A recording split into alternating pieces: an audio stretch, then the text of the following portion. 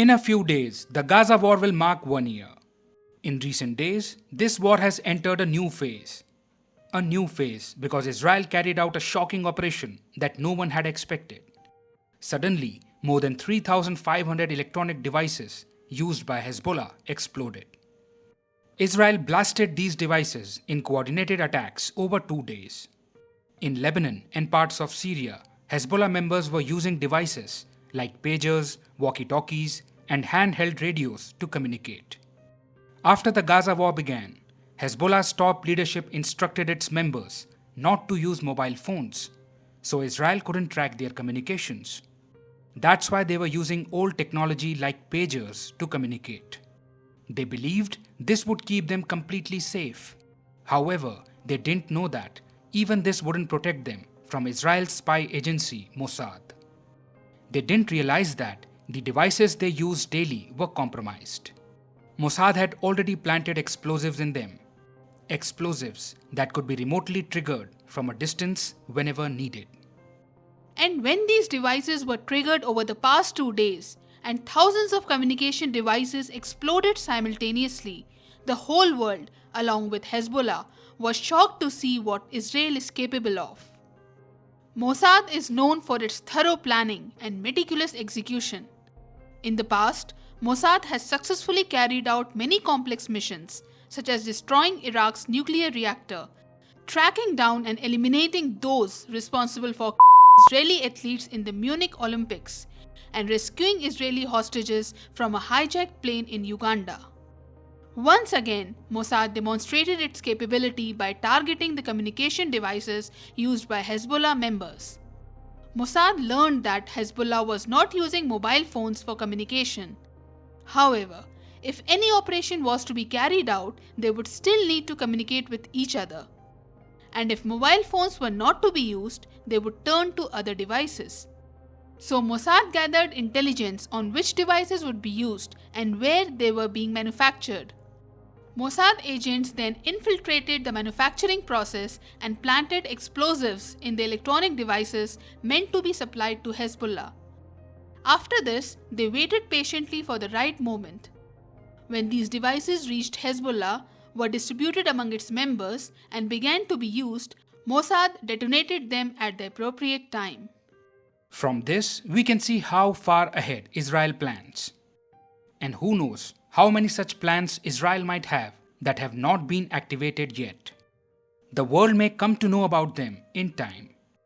Mossad has successfully instilled fear among Hezbollah members who are now afraid to use any electronic device. Who knows which device is compromised and could explode suddenly? Hezbollah was deeply humiliated by such a significant security breach. Hezbollah's leader, Hassan Nasrallah, called Israel's operation a declaration of war against Lebanon. He also vowed to take revenge for these attacks and punish Israel. By the time we could edit and upload this video, Israel had already carried out targeted airstrikes in Lebanon, and Hezbollah had launched missiles at Israel. So we witnessed the clash between Israel and Hezbollah within hours of Hezbollah's threat to avenge the humiliation.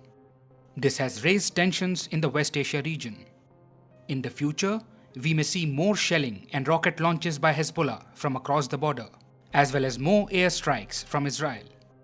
In other words, the risk of the war intensifying and spreading has increased significantly. Since Hezbollah is Iran's proxy, if the conflict escalates, Iran could get directly involved. The US might also enter the war in support of Israel. If this happens, the security situation will become extremely volatile. By eliminating Ismail Haniyeh and Fouad Shukr, and now by targeting Hezbollah's communication devices, Israel has sent a strong message to Iran that Israel's enemies are not safe even in their own homes, and Israel will find a way to eliminate them. Hamas, Hezbollah, and the Houthis receive ideological, financial, military, and logistical support from Iran. These three groups are part of the Iran-led Axis of Resistance. Iran uses them to oppose the US and Israel and to promote its influence and interests in the Middle East. Now that tensions between Israel and Hezbollah have escalated significantly, attempts will likely be made to attack Israel through the axis of resistance. Israel will continue aerial attacks in Lebanon and attempt to create a buffer zone in southern Lebanon. It has already severely damaged Hezbollah's command and control structure by destroying communication devices. Now, it will try to further weaken Hezbollah through military operations. Israel's goal is to weaken Hezbollah to the point where it no longer poses a threat to it. Israel attempted to do the same with Hamas as well. The factories where Hamas produced weapons were destroyed. The tunnels where Hamas stored weapons were destroyed. And top Hamas leaders, commanders, and fighters were tracked down and neutralized.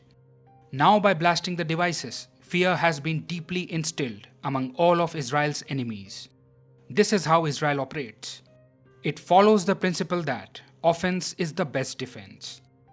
Israel's approach is to destroy the enemy before it can attack, neutralize the threat before it materializes. That's why you often see Israel carrying out preemptive strikes. As soon as it senses that the enemy is preparing to attack, Israel weakens the enemy by attacking first. It also ensures that these strikes are so overwhelming and deadly that they force the enemy to think many times before attacking Israel in the future. A form of psychological deterrence is created. The problem with this approach is that there is a very high risk of escalation in the conflict, as we are seeing now.